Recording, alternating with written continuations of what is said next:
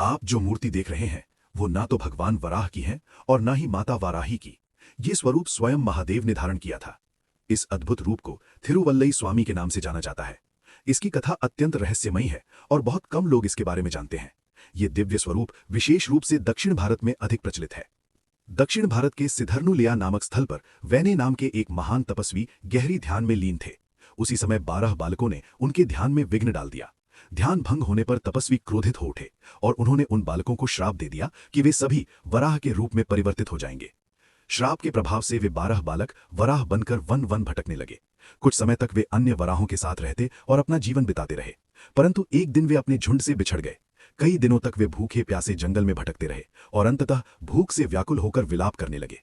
उनकी करुण पुकार स्वयं पशुपतिनाथ महाराज अर्थात भगवान शिव तक पहुंची।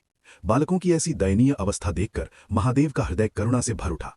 तब उन्होंने स्वयं माता वाराही का रूप धारण किया और उन बालकों को स्तनपान कराया। महादेव की इस असीम करुणा से उन बालकों का श्राप समाप्त हो गया और वे पुनः मनुष्य रूप में लौट आए। तभी से पशुपतिनाथ का ये अद्भुत स्वरूप उस गांव और संपूर्ण दक्षिण भारत में अत्यंत श्रद्धा के साथ पूजित होता है। ऐसी ही अद्भुत और रहस्यमयी कथाएं जानने के लिए